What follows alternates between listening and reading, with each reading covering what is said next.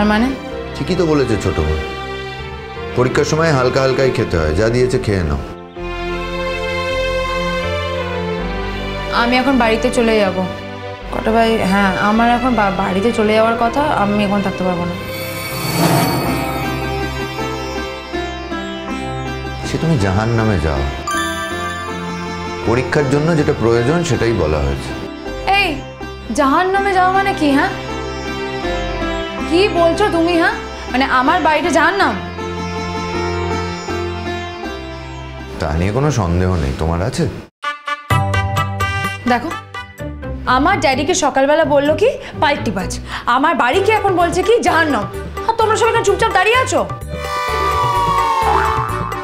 সত্যিই তো, এটা সোনাদা তুই খুব ভুল করেছিস। হ্যাঁ, আমার শ্বশুর বাড়ির থেকে যদি এই বাড়িটাকে কেউ জাহান্নাম বলতো আর আমার বাবাকে পাল্টিবাজ বলতো, তাহলে কিন্তু আমি সব তছনছ করে দিতাম। হ্যাঁ চিনি, এমনিতে কি তুমি কম তছনছ করো? কি? না না কিছু না, মানে এমনিতে কি তুমি কম তছনছ করো? তোমাকে কে কি বলবে বাবা, তোমার যা মুখ হয়েছে এখন, জয় মা। ও হ্যাঁ, এতদিন তো আমি খুব ভালো ছিলাম, এখন তো আমি পুরনো হয়ে যাচ্ছি, তাই আমার খুব মুখ, আমি খুব খারাপ, আমার ব্যবহার খুব বাজে, আমি সব তছনছ করে দিই। বলো বলো, সব কিছু বলো, বলে ফেলো। আহ চিনিমা, মুখে মুখে এরকম কথা বলতে নেই, স্বামী হচ্ছে গুরুজন মানুষ। আমিও তো গুনগুনকে কতদিন ধরে এই কথাটা বলছি যে স্বামীকে সবসময় আসামি ভাবতে নেই। আরে বাবা, আফটার অল গুরুজন তো, একটু শ্রদ্ধা ভক্তিও তো করতে হয় নাকি? বয়ে গেছে আমাকে ওকে ভক্তি শ্রদ্ধা করতে। না না, ওর ভক্তি শ্রদ্ধার কোনো দরকার নেই, এটা আমার রেসপন্সিবিলিটি মনে হয়েছে তাই করেছি।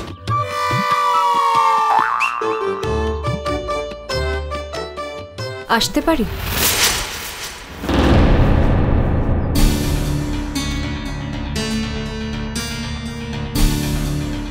আরে তুমি এখন?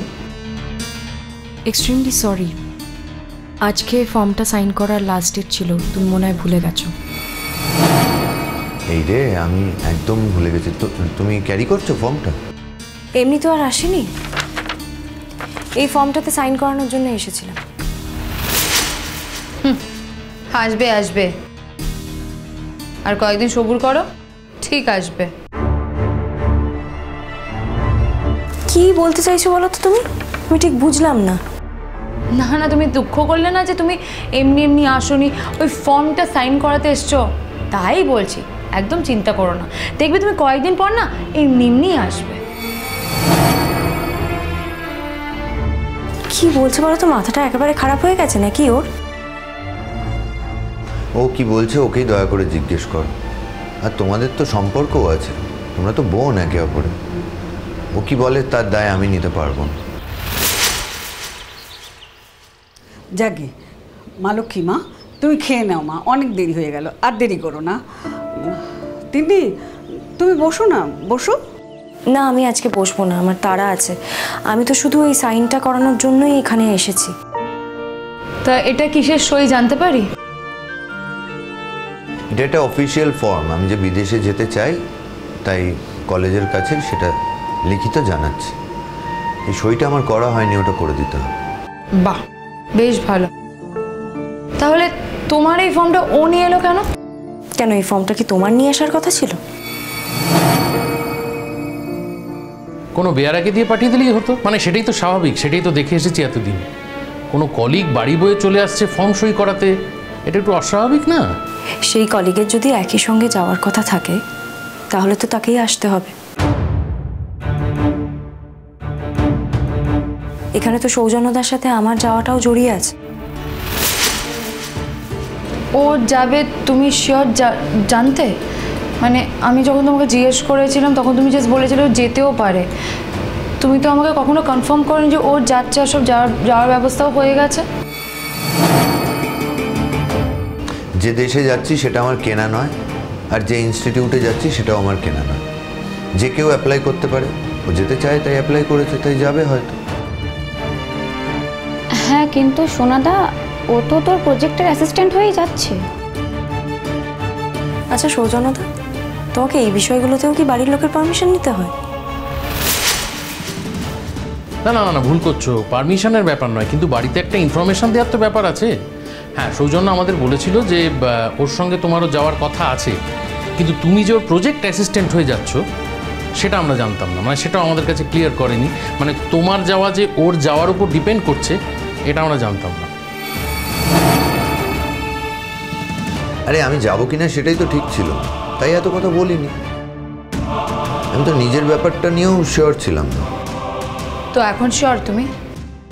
আলবাত শিওর।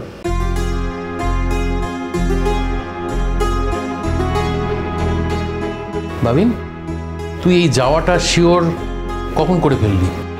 ধরে নাও কাল রাতে। উমা, সে কি কথা? কাল যখন জ্যাঠাকে বললে তখন তো ফাইনাল কিছু বললে না, আর আমাদেরও তো সেরকম করে কিছু বলোনি যে তুমি যাবেই। সৌজন্যতা, আমার না দেরি হয়ে যাচ্ছে, আমাকে ভিসাটার জন্য যেতে হবে এক্ষুনি। দেখো, তুমি তো জানো অনেকটা টাইম লাগবে ওখানে, তুমি প্লিজ সাইনটা আগে করে দাও না। আর একটা কথা সৌজন্যতা, কালকে ভিসার লোকের অ্যাপয়েন্টমেন্ট নেওয়া আছে, তোমাকে একবার আসতে হবে 11টা নাগাদ। তুমি আবার গুনগুনকে কলেজে পৌঁছানোর জন্য যাবে না তো? এই শোনো, আমি ওকে একবারও আমার সাথে যেতে বলিনি, ও নিয়ে থেকে গেছিল। আর আমার ড্যাডি এসেছিল আমাকে নিয়ে যাওয়ার জন্য, ওই আমার ড্যাডিকে মানা করেছিল যাওয়ার জন্য, তাই ও গেছিল আমার সাথে। দেখো, এগুলো তোমাদের পার্সোনাল ব্যাপার, এর মধ্যে আমি ঢুকতে চাই না। ঢুকতে চাও না বলছো, অথচ ঢুকে তো পড়ছো গো একটু একটু করে।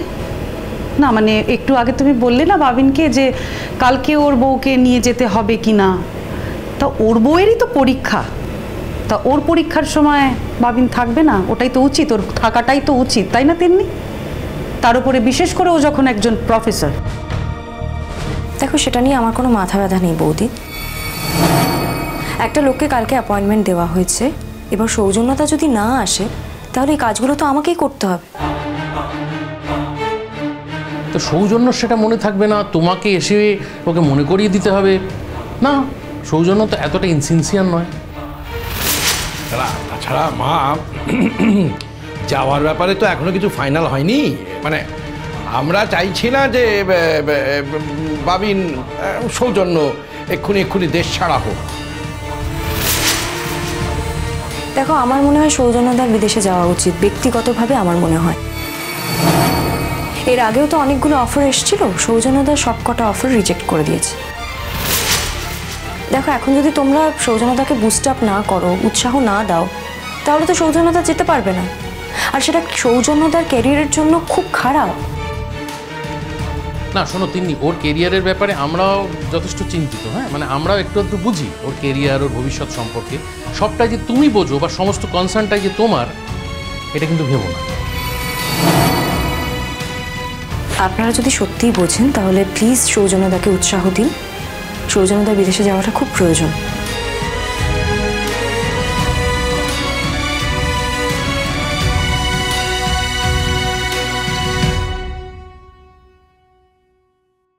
গুনগুন, আমি তোমার খাবারটা নিয়ে অনেকক্ষণ দাঁড়িয়ে আছি, নাও তো এবার একটু খেয়ে নাও। আমার খিদে নেই ছোটো মা, আমি ড্যাডিকে একটা ফোন করছি, আমি বাড়ি যাব। সে তুমি তোমার ড্যাডিকে 1000বার ফোন করতে পারো, কিন্তু বাড়ি যাওয়া চলবে না। কাল পরীক্ষা শেষ হবে, তারপরে বাড়ি যাবে। না,